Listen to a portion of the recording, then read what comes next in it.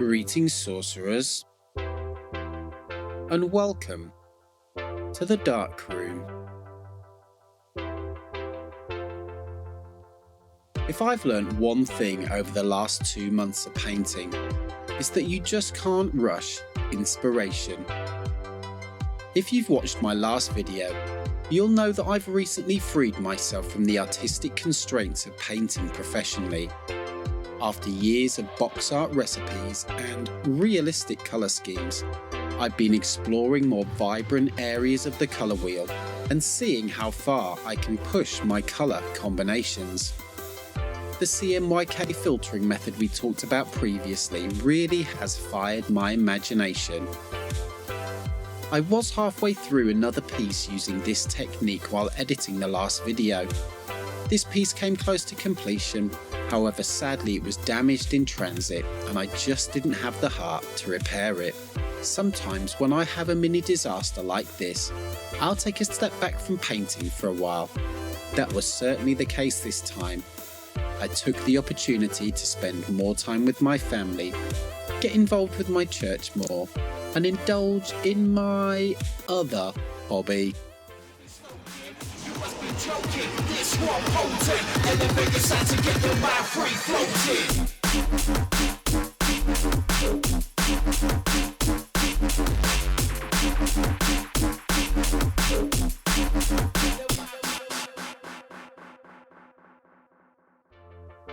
I don't think I've ever met any of the D&B MCs who are also miniature painters, but let's just say that everyone has a little Duke Silver in them somewhere.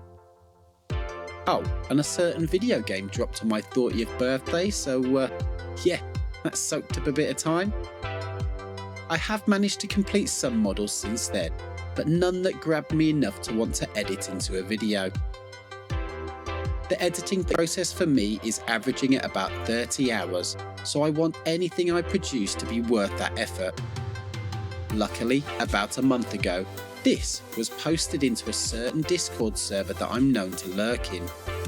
This beautiful work comes from White Paints on Instagram.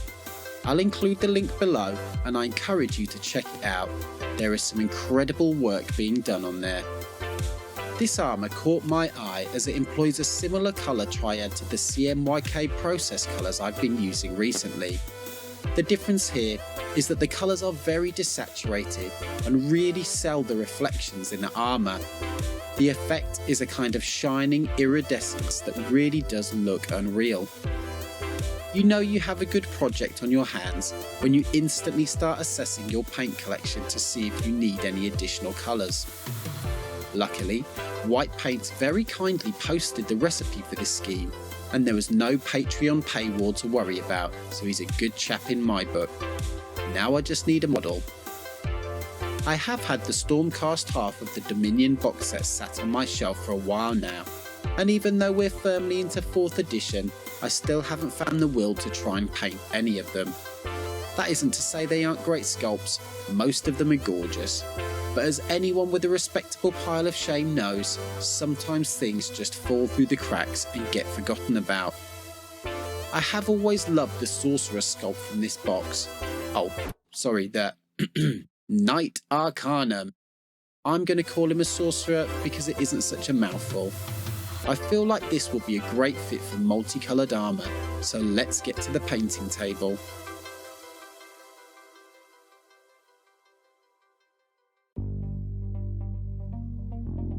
As this iridescent armour is a new technique, I thought it'd be a good idea to test it on a bit from my bits box first before I jump straight into the main model. I fished out a Stormcast leg from my bits box and gave it a whirl over the course of an evening, feeling my way through the process and making a note of any issues. One thing I did find was that glazing the white in the last stage was resulting in a chalky finish, so I stocked up on glaze medium and made a mental note to thin with this when the time came. On to the main event. So this model did have some previous airbrush work from years ago, but it's thin enough that I don't think I'm going to need to strip it. I'm going to get it primed with my go-to primer, Molotow Signal Black. I then started to sketch out some of the values in Scale Colour Artist Primary Blue. It was at this point I remembered that the recipe called for an all-over base coat in Nagarath Night. If you've watched my previous video, you'll know this kind of mistake in the process is completely on brand for me. Luckily, I caught it early enough and gave the piece a couple of quick base coats, safe in the knowledge no one would notice. I then went on to setting up the cloak for the shimmer glazing effect I'll be applying later. I thought it would be better to do this now so I can correct any overspray easily. I start with some Vallejo magenta and select a direction round the cloak that I wanted to catch, angling the airbrush so that just the side of the spray cone will be hitting the model. I rotate the cloak through the spray. I then do the same in the other direction with Vallejo and Drea Blue. This gives us a nice, almost holographic effect right out of the gate. We'll be coming back later to spice this up. Now we have some base coats down, I'm going to start sketching in the reflections for the armour. If we look at our reference pictures, we can see we aren't aiming for typical non-metallic reflections that make sense for gold or silver. These are more chaotic and take up a larger area than I would normally do for this stage of a non-metallic piece. This increases the brightness of the piece, however I was careful to leave some of the purple showing through. We want to keep the contrast super high to sell the shining, unreal effect of the armour. As I was going through this process, I was trying to imagine marbling, or maybe lightning seething just under the surface of the metal. I found that by keeping this in mind, it stopped me from falling into the habit of placing reflections like I would do with normal armour.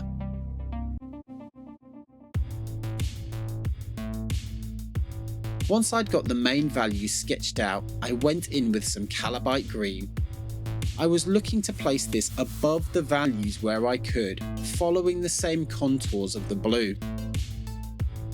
I was a little unsure after finishing this stage as it was looking a little messy, but I needn't have worried, because what happened next is one of my favourite things about miniature painting, or any kind of artistic pursuit for that matter. The eureka moment. When I started to apply pink horror underneath the blue values, something magical happened. The model turned into a kind of synthwave album cover. The underlighting of the pink tied everything together and made it make sense. I loved the overall effect and I might have to revisit this look at some point soon. But we aren't done just yet. I came back in with some Vallejo Ice Yellow and started to trace the values, trying to stay inside the blue areas most of the time, but also allowing the occasional deviation just to keep that chaotic feel going. I then applied a sparing highlight of pure white on the most shining points before washing everything down with a very thin glaze of Scale Colour Artist Primary Yellow.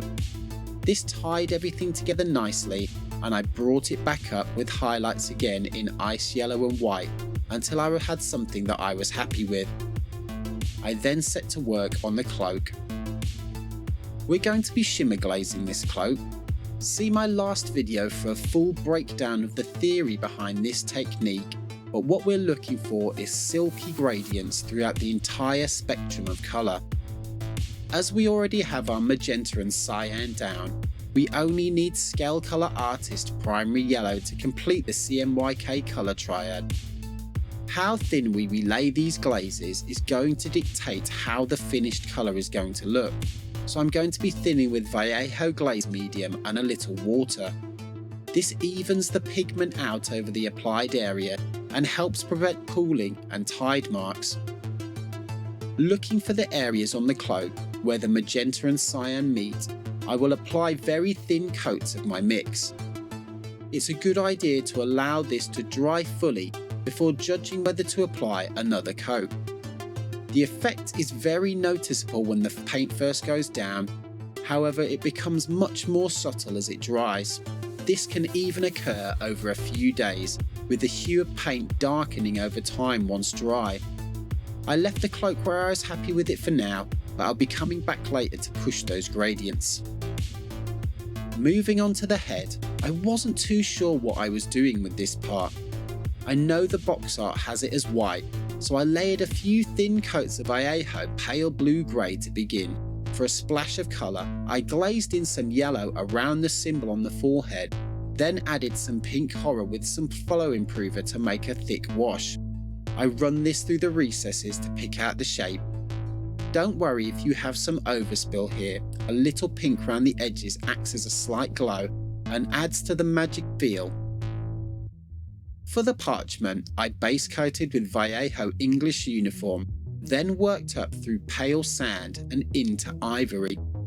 I resisted the urge to put a glow on those recessed letters as I felt the piece was already pretty busy and I didn't want to go completely overboard with the detail. Then it was onto the gold.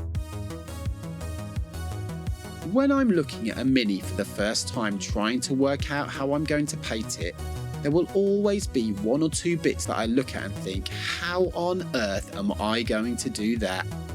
With this model, I knew I wanted to shimmer glaze the cloak and have the gold as non-metallic, so looking at this little raised rim around the bottom of the cloak was filling me with dread. When you are doing brushwork so close to airbrush gradients, it can be nerve-wracking. Any mistakes will be pretty much impossible to correct, as matching the colour with that part of the gradient will be tricky.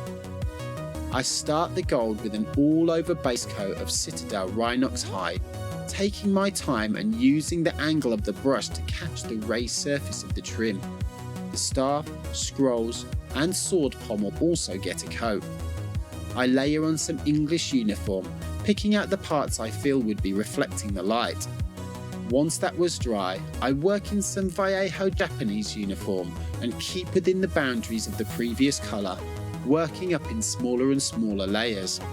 I then start to introduce some primary yellow and ivory into my mix, finishing up with 2 thin coats white star at the bright point. For the leather, I wanted a more desaturated feel, so I base coated with dryad bark and then sketched some highlights by adding a little ivory into my mix. If I can't find a highlight colour I'm happy with out of the bottle, I generally just add an off-white to whatever is on my palette. Ivory for warm tones and pale blue-grey for cool tones is a good go-to, but never be afraid to experiment with mixing up colours. I added some scratch marks to the scabbard and then glazed over everything with some burnt umber ink from Dala Rowney.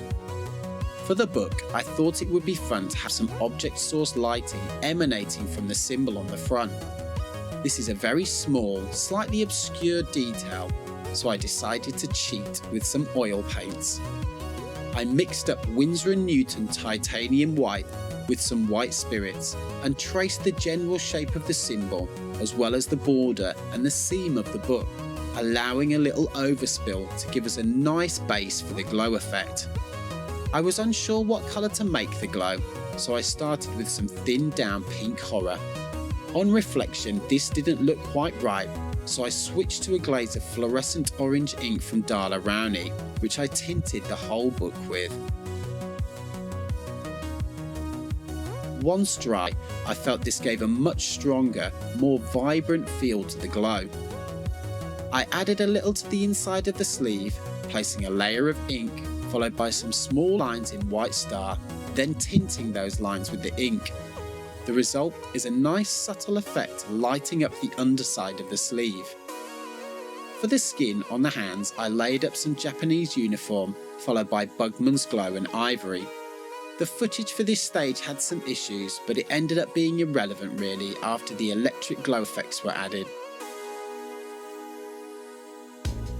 For the bottle, I wanted a magic potion sloshing around in there, so I base coated in Xeris purple, then layered on some scale colour artist magenta, taking care to make sure that the line at the top of the fluid was parallel with the base, but with a slight lift at the edge to sell the slosh. I highlighted in ivory and added some bubbles, before doing some breathless non-metallic work off camera for the ribbing on the bottle. For the staff, I applied the same technique as the armour to the symbol. I then started to work up the blue tones with thin glazes of cyan, becoming more concentrated at the centre point of each area. I then went in with some white star through the airbrush and gave a generous coat to the staff and hand. I shaped some thin 5-amp fuse wire into something vaguely electrical looking and very gently glued it in place with some mitre bond. I tied it all together with another blast of white star, picking out a few of the edges on the spark. I then rimmed the orb with a quick pass of fluorescent blue ink from Dala Rowney, and I think it's time to get basing. I start the base by gluing some sand and small rocks to the edge of the stonework to tie the base into these ruins. Once primed, I give the base a thick overbrush of pale blue-grey, being sure to catch the very edges of the base. I apply a wash of Citadel Drakenhof Nightshade to the stonework and some Athonian Camo Shade to the ground, adding a few dots here and there to the stonework for weathering. I then highlight a few key areas on the stonework with pale blue-grey and on the ground with pale sand. For assembly, I dismount the model from the Q-tip he's been stuck on and make sure to level off the foot with my DSP sanding pen. This is a great little tool and I always recommend it to those who love a gadget. Another great gadget is this Wow Stick pen drill that I use to slightly widen the placement holes for ease of assembly. Once I'm happy everything is sitting together nicely, I add a few dots of mitre bond and sprinkle on some static grass, followed by a few tufts. A quick matte varnish, and it's on to the glamour shots.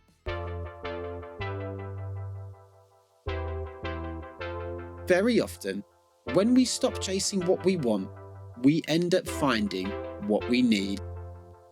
After my disaster with my last big piece, I'd been struggling to find that spark of excitement in my painting that would engage me enough to want to make another video for this channel.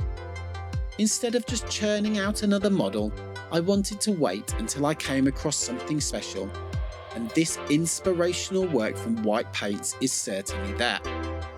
While I don't think I quite nailed the iridescent quality of his work, I do feel that this is a fun technique and it feeds nicely into my previous work with the CMYK colour model.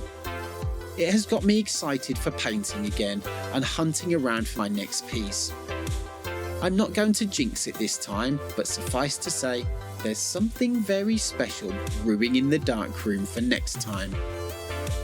If you like what you've seen here today, please do like the video, subscribe to the channel, and maybe leave a comment with your thoughts about this technique. If you have any inspiration to share with me, you can find me on Instagram and Facebook under Darkroom Minis. I'm also playing around with live streaming on X currently, so come and say hello if you see me. The thing I love the most about painting is that it still has the power to surprise me. I've been painting models on and off since the second edition of 40k, way back in the 90s. While I did get bogged down for a little while under the tyranny of the heavy metal box art style, I feel like I've been given an exciting second wind by exploring these bright colours and new techniques recently. If you're experiencing a lull currently and want a more enjoyable, freeing painting experience, I encourage you to bin the box recipes and take a leap into the unknown. Grab some crazy colours or try out some wild techniques. Just get out of your comfort zone. You may just surprise yourself.